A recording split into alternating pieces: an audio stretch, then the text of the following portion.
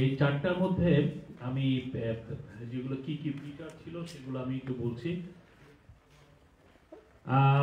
আপনারা জানেন যে দুর্নীতি দমন কমিশনের উপর আমাদের একটা চিফ অ্যাডভাইজার একটি ইন্টারিম গভর্নমেন্ট একটি রিফর্ম কমিশন করেছিলেন। তাদের অনেকগুলো বাংলাদেশের দুর্নীতিকে কিভাবে দমন করা যায় সেই বিষয়ে তাদের সুনির্দিষ্ট অনেকগুলো প্রস্তাব ছিল। সেই বিষয়ে একটা বড় রিপোর্টও ওনারা সাবমিট করেছিলেন।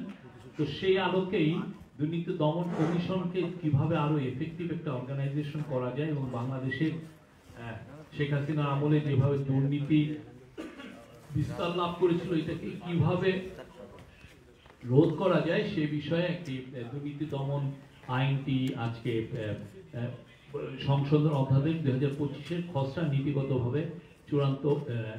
নীতিগত ও চূড়ান্ত অনুমোদন হয়েছে। এখানে মূল যে জিনিসটা ছিল লাস্ট মোমেন্ট, এটা বেশ কয়েক সপ্তাহ ধরে এটা নিয়ে ডিবেট হচ্ছিল।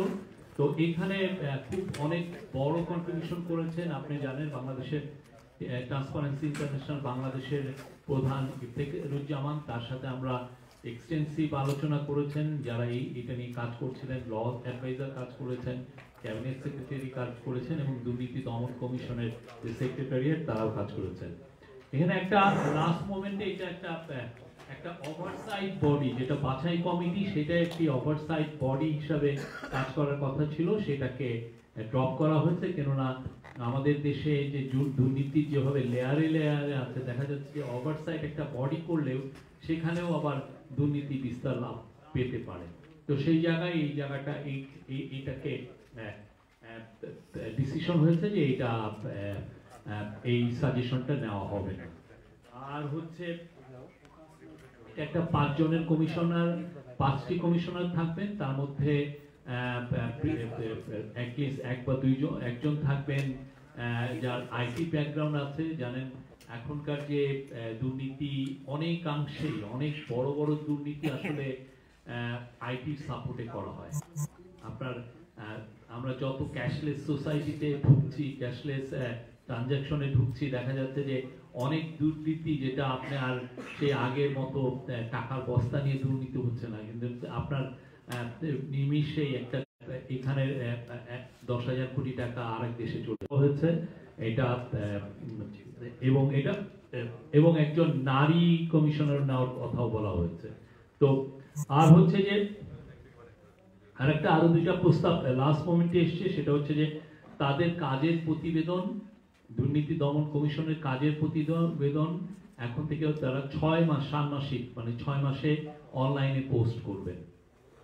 এবং আরেকটা হচ্ছে যে যারা দুর্নীতি দমন কমিশনে আছেন তাদের অফিসারদের মূলত এটা এখনো ডিসাইড হয় নাই যে কারা কারা করবেন, বাট একটা নীতিগত ডিসিশন হয়েছে যে দুর্নীতি কমিশনের যে অফিসার বা যারা এই সরাসরি এই দুর্নীতি দমনের সাথে সম্পৃক্ত তাদের সম্পদের হিসাব দিতে হবে। এটা একটা খুব এটা আজকে ক্যাবিনেটের একটা বড় সিদ্ধান্ত এবং এই বিষয়ে এটা এই নতুন লতে এটা থাকবে আর কি।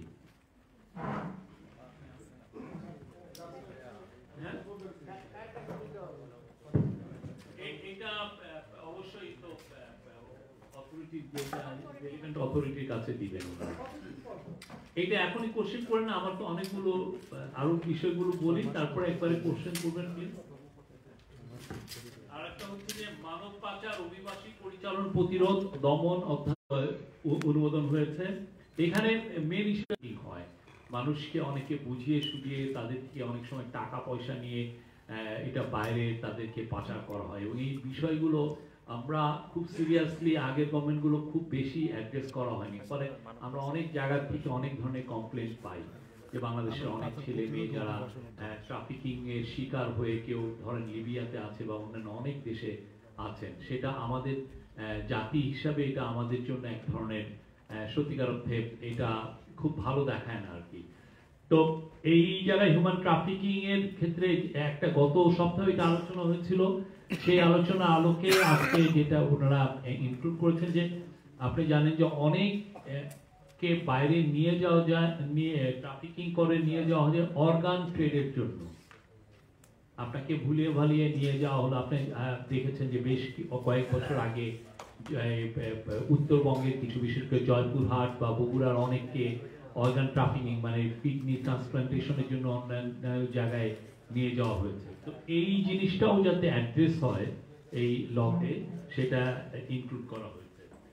আর এই লটার জন্য মহিলা ও শিশু বিষয়, কারণ অনেক মহিলা এবং শিশু ট্রাফিকিং এর শিকার হন। তো এই লটা করার আগে গত মিটিংয়ে একটা ডিসিশন ছিল যে মহিলা এবং শিশু মন্ত্রণালয়ের সাথে যাতে একটা এক্সটেন্সিভ একটা আলোচনা হয়, সেটা আজকে ওনারা করেছেন। এটার কি ফিচারগুলো হচ্ছে, আমরা 2000 সালে United Nation Convention Against Transnational Organised Crime event UC গৃহীত হয় এবং এইটার আলোকে 2012 সালে প্রথম এই মানব পাচার আইন, প্রতিহত আইনটা প্রথমটা করা হয়। তো ওইটার পরেও আমরা দেখা যাচ্ছে যে কিছু কিছু জায়গায় ইন্টারন্যাশনাল যেগুলো কনভেনশন আছে, একটা কনভেনশন হচ্ছে protocol against the smuggling of migrants by land, sea and air, SOM protocol. এই প্রোটোকলটারও যাতে রিফ্লেক্টেড হয় এই আইনে, সেটা ব্যবস্থা নেওয়া হয়েছে। আর যারা যারা এই ট্রাফিকিং এর সাথে জড়িত, আমি এর আগেও আপনাদেরকে বলেছি, যখন নীতিগত ভাবে এটা এই এদিকে আসেন, যে আমরা নীতিগত ভাবে যখন অনুমোদন হয়েছে, তখন আমরা বলেছিলাম যে যারা যারা এই ট্রাফিকিং এর সাথে জড়িত হবেন, জড়িত যাদেরকে সাসপেক্ট করা হবে এবং এটা কোর্টের নির্দেশে তাদের ব্যাংক হিসাব নিষ্ক্রিয় করা, তাদের সম্পদ আটক করা এবং তদন্ত পর্যায়ে প্রয়োজনীয় অভিযুক্তদের বিদেশ গমনে বাধা দান করা, এগুলো মেজারু এই লতে থাকবে। অবশ্যই এটা সাবজেক্ট টু কোর্ট রুলিং। মানব পাচারের ভিকটিমদের ন্যায় বিচার নিশ্চিত করাটাও এটা একটা মূল এই লর একটা বড় একটা ফিচার। আরেকটা হচ্ছে যে আপনি জানেন যে ট্রাফিকিং এর জন্য যারা বিজ্ঞাপন দেন, হ্যাঁ, খুবই সাটল ওয়েতে তারা, সেইটাও বন্ধ করাও এই আইনের একটা প্রাইমারি গোল ছিল। আবার অনেক ক্ষেত্রে দেখা যায় যে যারা ভিকটিম, পরে যখন ট্রাফিকিং এর ভিকটিম, তাদেরকে চাপ দেওয়া হয় এক ধরনের আপোষ করার জন্য। সে আপোষ করা মানে বা তাকে সাক্ষী হিসাবে চাপ দেওয়া হয়। তো এই জায়গায় সাক্ষী থাকতে, এই বিষয়েও অ্যাড্রেস করার জন্য এই লতে কিছু মেজার থাকছে।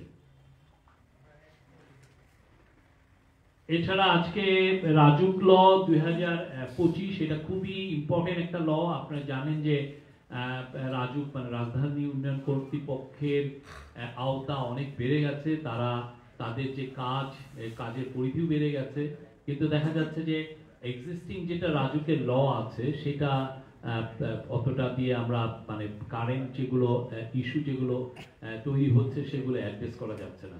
তো সেই লটাকে কিভাবে লটাকে অ্যামেন্ড করে নতুন একটা রাজুকের আজকে একটা ল অধ্যাদেশ পাস হয়ে অ্যাপ্রুভ হয়েছে। এটা হচ্ছে রাজধানী উন্নয়ন কর্তৃপক্ষ অধ্যাদেশ 2025-এর। এটা একটা খসড়া নীতিগত ও চূড়ান্ত অনুমোদন হয়েছে। এখানে মূল ফিচারগুলো ছিল যে আপনি জানেন যে অনেক ক্ষেত্রে এই খেলার মাঠগুলোকে আমরা নষ্ট করে ফেলি, তারপরে একটা ভূমির তো বিভিন্ন রকমের বিন্যাস থাকে, একটা এটা কি জলাভূমি নাকি এটা উঁচু ভূমি, তো দেখা যায় যে ওই জায়গাটা অনেকে চেঞ্জ করে এটাকে রাজুকের ভিতরে এটাকে বিভিন্ন ধরনের স্থাপনা তৈরি করেন। তারপরে এটাকে রিডেভেলপমেন্ট, এখানে মানে অনেক নতুন নতুন ফিচার আসছে, যাতে রিডেভেলপমেন্ট, ল্যান্ড রিঅ্যাডজাস্টমেন্ট, এটা 60% ক্ষেত্রে জমির মালিক একমত হলে, হ্যাঁ, এই পদ্ধতিতে প্রকল্প বাস্তবায়ন, এগুলো এই লতে আছে, এই অধ্যাদেশে আছে। আর এই সময় অনেকগুলো এই লটা পাস করার সময়, এই এটা অ্যাপ্রুভ করার সময় ক্যাবিনেট একটা অনেক লম্বা একটি ডিসকাশন করেছিলেন। তার মধ্যে আমাদের মাননীয় চিফ অ্যাডভাইজার নির্দেশ দিয়েছেন, বলেছেন যে আপনারা জানেন যে পুরো সারা বাংলাদেশে এখন অনেক জায়গায় গ্রামে গ্রামেও 4তলা 5তলা বিল্ডিং হচ্ছে, কিন্তু কথা হচ্ছে যে এই বিল্ডিংটা কি বাংলাদেশের ন্যাশনাল বিল্ডিং কোড মেনে হচ্ছে কিনা। আমাদের এখানে কিছুদিন আগেও একটা ভূমিকম্প হয়েছে, আমাদের ফায়ার হ্যাজার্ড সবসময় আছে, ফায়ার লেগেই যেতে পারে। তো এখন জনজীবনকে প্রোটেকশনের জন্য আমরা যে বিল্ডিং গুলো করছি সেখানে কি অ্যাডুকেট ফিচার আছে কিনা, এটা কি ভূমিকম্প কে প্রতিহত করতে পারবে কি, বা এটা কি সহনীয় কিনা, বা ফায়ার এখানে ফায়ার সেফটি মেজার নেওয়া আছে কিনা।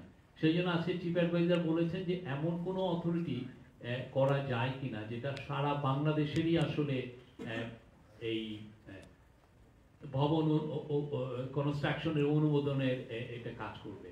রাইট নাও যেটা আছে যে সেটা হচ্ছে যে রাজুকের এরিয়ার মধ্যে এই বিল্ডিং নির্মাণের ক্ষেত্রে রাজুকের অনুমোদন লাগে, কিন্তু অনেক ক্ষেত্রে সেটাও ব্যর্থ হয়েছে, যেটা আমরা মাইলস্টোন স্কুলের ক্ষেত্রে আমরা দেখেছি। তো মাইলস্টোন স্কুলের মাঝের সিঁড়িটা ছিল, দুই পাশে কোনো সিঁড়ি ছিল না, ফলে যখন তার উপর একটি বিমান বিধ্বস্ত হলো, সেই বিমানের ফলে যে বাচ্চা আমাদের ছেলে মেয়েরা তারা আপনারা দেখেছেন কি নির্মম একটা ট্র্যাজেডি হলো।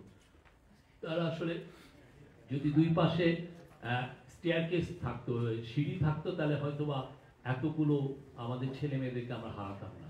তো এই বিষয়ে চিফ অ্যাডভাইজার আজকে নির্দেশ ছিল গণপূর্ত এবং হাউজিং মিনিস্ট্রিকে যে তারা যেন এটা একটু এক্সামিন করে দেখে কিভাবে একটি এমন কোনো অথরিটি করা যায় কিনা যার আওতায় সারা বাংলাদেশে যেখানেই হোক চারতলা কেউ করছে বাড়ি করে রেখেছেন। আপনি সিলেটে দেখবেন যে অনেক সিলেটি ডায়াসপোরা তারা বড় বড় কনস্ট্রাকশন করে রেখেছেন, খুব প্রাসাদোপম বাড়ি। তো এইগুলো প্রত্যেকটা বাড়ির ক্ষেত্রেই যাতে আমরা কনস্ট্রাকশন রুল মেনে চলি এবং ফায়ার সেফটি হ্যাজার্ড গুলো ফায়ার সেফটিটাও ইনশিওর করি, সেই জন্য উনি আজকে খুব একটা নাতি দীর্ঘ একটা আলোচনা হয় এবং এই বিষয়ে চিফ অ্যাডভাইজার নির্দেশ দিয়েছেন।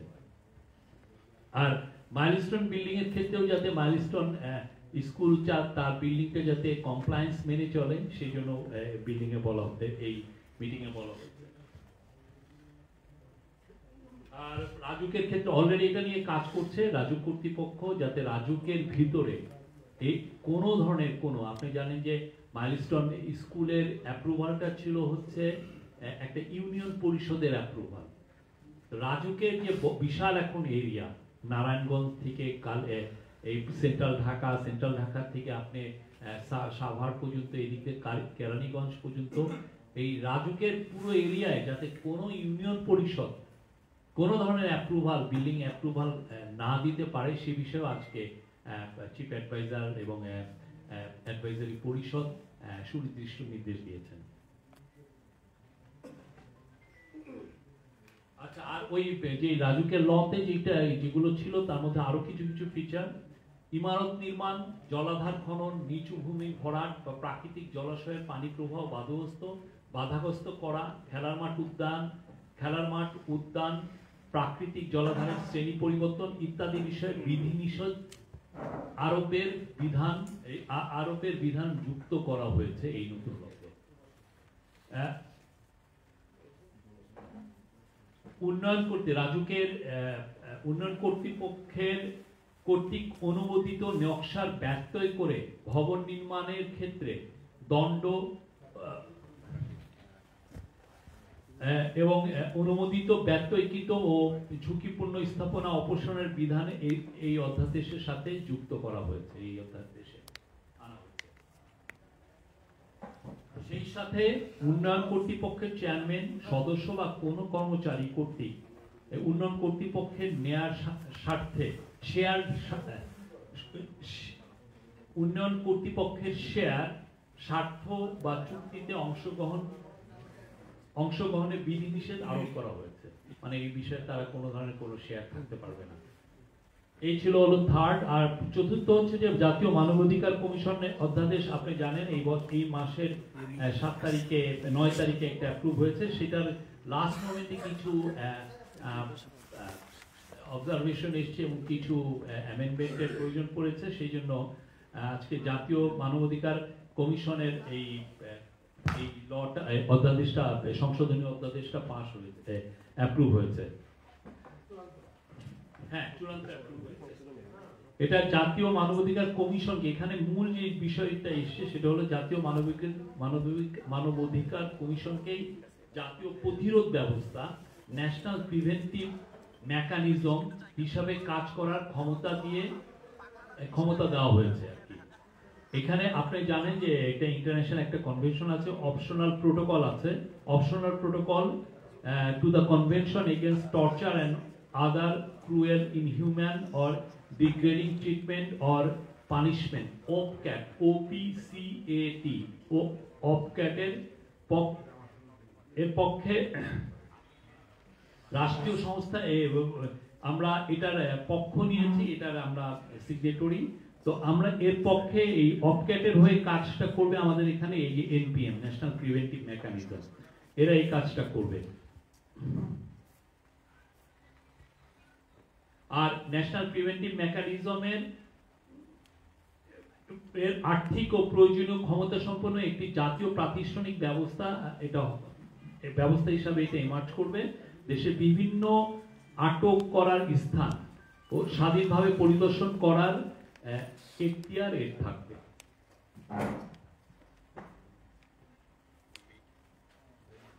অপক্যাটের অধীনে জাতীয় মানবাধিকার কমিশনকে অপক্যাটের অধীনে জাতীয় প্রতিরোধ ব্যবস্থা হিসাবে কাজ করার ক্ষমতা দেওয়া হয়েছে। মানে অপক্যাটের অধীনে ন্যাশনাল যে হিউম্যান রাইটস কমিশন যেটা করা হলো, যেটা আছে এখন, সেটাই কাজ করবে NPM হিসেবে, ন্যাশনাল প্রিভেন্টিভ মেকানিজম হিসেবে এটা কাজ করার ক্ষমতা দেওয়া হয়েছে। এই ছিল আজকের ক্যাবিনেটের মিটিং এর ডিসিশন এবং আলাপের সাথে। দুর্নীতি দমন কমিশনের এই অধ্যাদেশটাতে মানে যেটা আপনি বললেন যে ঐকমত্য কমিশনে তো নতুন একটা বাছাই কমিটি গঠনের কথা বলা হয়েছিল, সম্ভবত বাছাই কমিটি মানে কমিশনের এবং দুর্নীতি দমন কমিশনের যিনি চেয়ারম্যান হবেন তাদের নিয়োগের জন্য পার্থক্যটা মানে এখন আসছে সেটা যদি একটু ব্যাখ্যা করেন। আর যদি এই অধ্যাদেশ জারি হয় তখন আবার এই কমিশনকে নতুন করে পুনর্গঠিত করার কোনো ব্যাপার থাকবে কিনা? এটা কমিশনকে আমার মনে হয় না পুনর্গঠিত করার কোনো এখানে কোনো ইস্যু আছে। যেটা হচ্ছে যে বাছাই কমিটি পরে একটা ওভারসাইট কমিটি হিসেবে কাজ করার কথা, তো এই ওভারসাইট কমিটি হিসেবে কাজ করবে না, এটা হচ্ছে মেন। অনেক সময় হয় যে আপনি একটা প্রতিষ্ঠান করলেন, ওইটার আবার আপনি হায়ার একটা ওভারসাইট কমিটি করলেন, দেখা যায় যে ওই কমিটির লোকগুলাই অনেক ক্ষেত্রে সুপার পাওয়ারফুল হয়ে যায় এবং সেই ক্ষেত্রে তখন স্বাধীন কমিশনের কাজটাকে অনেক ক্ষেত্রে ব্যাহত হতে পারে।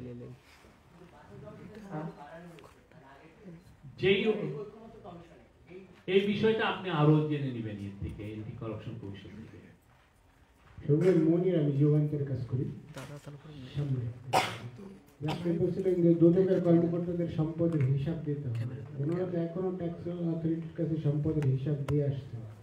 নতুন নীতিমালাতে কার কাছে হিসাব দিতে হবে সেটা কতদিন পর সেটাই স্পেসিফাই করা হবে। এটা শুনতে আজকে এটা নিয়ে আলোচনা হলো, এটা বলা হয়েছে, এটা অবশ্যই তারাই এটা ডিসাইড করবে। জি, শফিক ভাই, আমি মেহেদী হাসান বলছিলাম একুশে টেলিভিশন থেকে। তো দুদকের আপনারা যতই সংস্কার করেন, আইন পরিবর্তন করেন, তাকে তো কোনো না কোনো রাজনৈতিক সরকারের অধীনেই কাজ করতে হবে। তো আমাদের রাজনৈতিক সংস্কার মানে পলিটিক্যাল রিফর্মস যদি ঠিক মতো না হয়, এটা আসলে কাজের কাজ কিছু হবে কিনা শেষ পর্যন্ত? এটা তো আপনি মানে সত্যিকার অর্থে আমরা তো সবসময় আমাদের আশাটা কি যে এটাকে আমরা এমনভাবে স্ট্রেংথেন করা হচ্ছে, যে লগুলো আনা হচ্ছে যাতে এটা ইন্ডিপেন্ডেন্টলি কাজ করতে পারে, ট্রুলি ইন্ডিপেন্ডেন্টলি যাতে কাজ করতে পারে, সে আলোকে করা হচ্ছে। এখন আমার মনে হয় যে আস্তে আস্তে আমরা ওই জায়গায় যেতে পারবো, যে জায়গায় আমরা বলবো যে আমরা একটা করাপশন ফ্রি সোসাইটি। সেক্ষেত্রে দুদককে আরো স্ট্রেংথেন করা হবে এবং সে আলোকেই এই মেজারগুলো নেওয়া হয়েছে।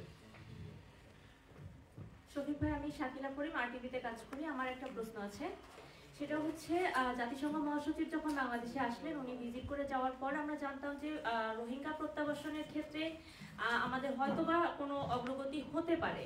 তো এখনো পর্যন্ত রোহিঙ্গা প্রত্যাবাসন তো দূরে থাকুক, গত 1 বছরে মানে ইন্টারিম গভর্নমেন্ট আসার পরও আমরা যতটুকু পত্রপত্রিকা থেকে জেনেছি এবং সীমান্তবর্তী এলাকা থেকে জেনেছি যে প্রায় 1.5 লাখের অধিক রোহিঙ্গা বাংলাদেশে প্রবেশ করেছে।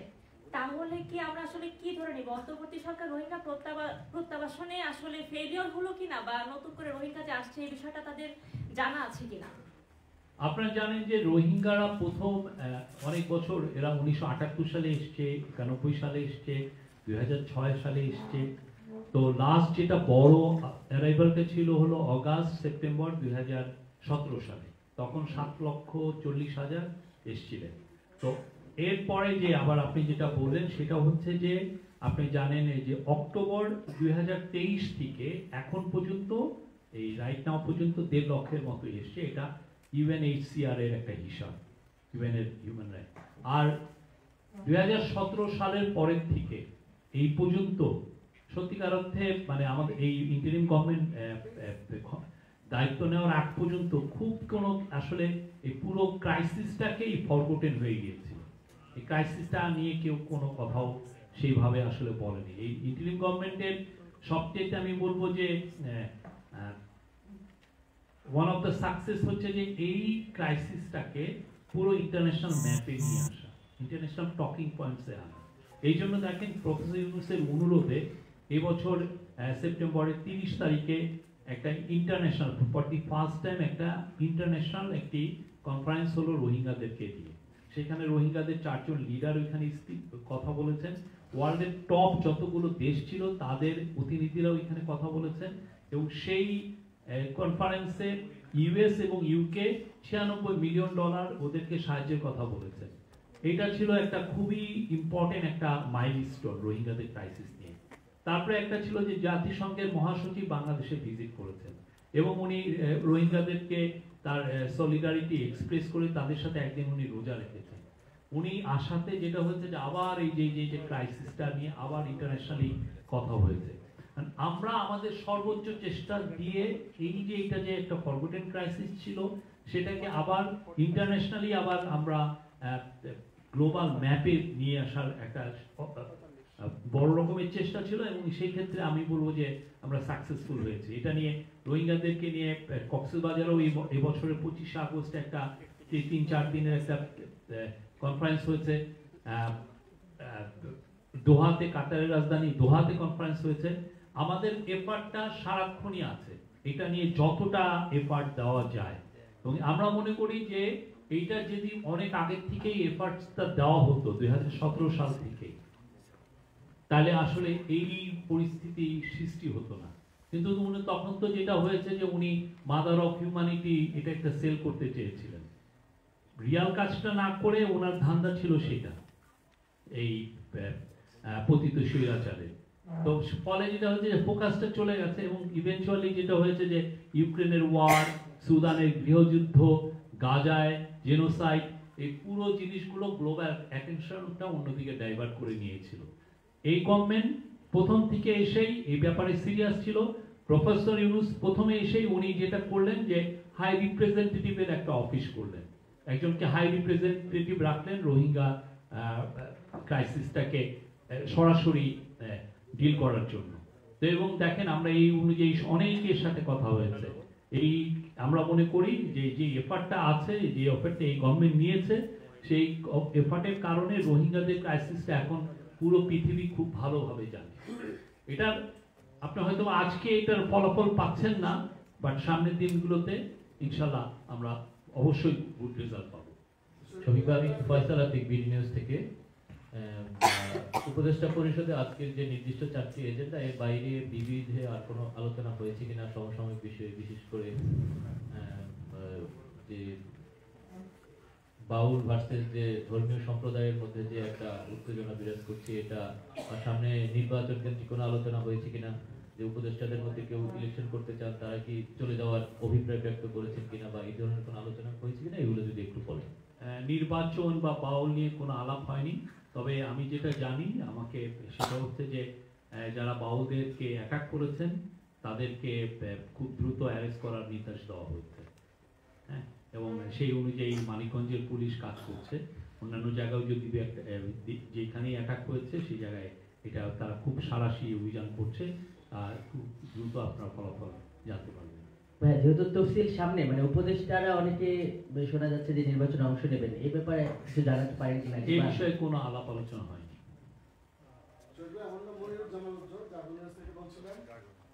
আপনি যেমনটা বললেন যে রাজুকের অনুমোদিত এলাকার বাইরে নানাভাবে ভবন গড়ে উঠছে।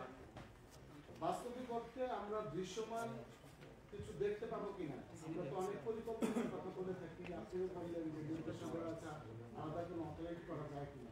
আপনাদের এই সবের মধ্যে আপনার তো বেশি দিন নাই, নির্বাচন সামনে চলে এসছে, সত্যিকার অর্থে দৃশ্যমান কোনো কিছু আমরা দেখতে পাবো কিনা। আপনি দৃশ্যমান জিনিস এই যে যেমন ধরেন এই যে মাইলস্টোনের ট্র্যাজেডিটার পরে তো আমরা জানতে পারলাম যে এই বিল্ডিংটার রাজুকের কোনো অনুমোদনই নেই।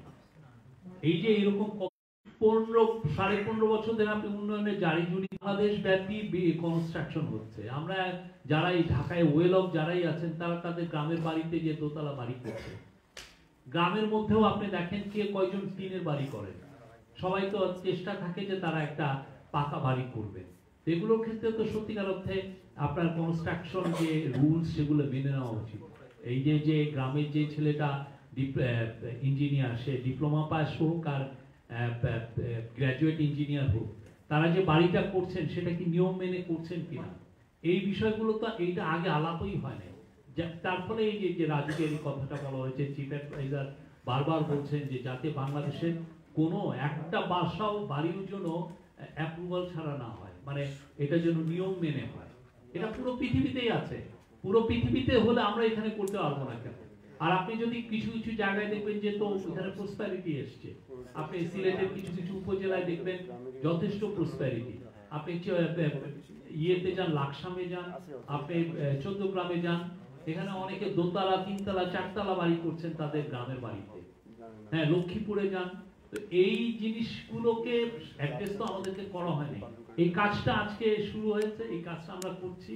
এবার রাজুকের এটা আস্তে আস্তে রাজুকের এই সাকসেসটা এবং এই বিষয়টাকে বলা যে অন্যান্য সিটি কর্পোরেশনেরও যাতে এই ধরনের ওভারসাইট বডি থাকে বা এই যে বিল্ডিং অ্যাপ্রুভালের জন্য বিশেষ টিম থাকে, তারা এগুলো ওভারসাইট করতে পারেন, বা কেউ যদি এটার ব্যত্যয় করে কোনো কনস্ট্রাকশন না করেন। অন্যান্য আরো তো 9টা সিটি কর্পোরেশন আছে। আরেকটা ছোট্ট প্রশ্ন, আপনি রোহিঙ্গাদের সম্পর্কে বলছিলেন, কিন্তু আমরা আপনার আসার পর বিশ্ব দরবারে নজরদারি বেড়েছে, তারা তাকাচ্ছে, কিন্তু রোহিঙ্গারা তো ফিরে যাচ্ছে না। সবার একটাই জিজ্ঞাসা, রোহিঙ্গা আদৌ ফিরে যাবে। এবং প্রধান উপদেষ্টা বলেছিলেন যে সামনে রোজা ঈদে রোহিঙ্গারা কিছু হলেও স্বদেশে ফিরে যাবে, কিন্তু আপনারা তো নির্বাচন ফেব্রুয়ারি আপনারা থাকবেন না, সেক্ষেত্রে আদৌ কি রোহিঙ্গারা ফিরে যাবে? আমরা তো প্রধান উপদেষ্টা তো আশা ব্যক্ত করেছেন, আপনি যদি ওনার স্পিচটা দেখেন, উনি আশা ব্যক্ত করেছেন। সে আশা তো আমরা সবাই করি, যাতে তারা তাদের বাড়িতে যে ঈদ করতে পারে, তাদের বাপ মার যে কবর এখনো আছে সেখানে যে তারা কবর জিয়ারত করতে পারে, তাদের আত্মীয় স্বজনের সাথে একসাথে মিলে তারা যেন ঈদ করতে পারে, এটা তো সবার আশা। কিন্তু এইটা বাস্তবায়নের জন্য যে কাজগুলো আপনারা আমাদেরকে তখনই অ্যাকিউজ করতে পারতেন যে এইটা বাস্তবায়নের জন্য যদি আমরা কোনো কাজ না করতাম। এটার জন্য যথেষ্ট এফর্টস দেওয়া হচ্ছে। এখানে হাই রিপ্রেজেন্টেটিভের একটা অফিস করা হচ্ছে, ওনার একটা টপ প্রায়োরিটি হচ্ছে রোহিঙ্গা ক্রাইসিস। এটা নিয়ে খুব এমন কোনো গ্লোবাল সুপার পাওয়ার নাই বা আমাদের নেইবার নাই যাদের সাথে এটা নিয়ে নিবিড়ভাবে আলোচনা হয়।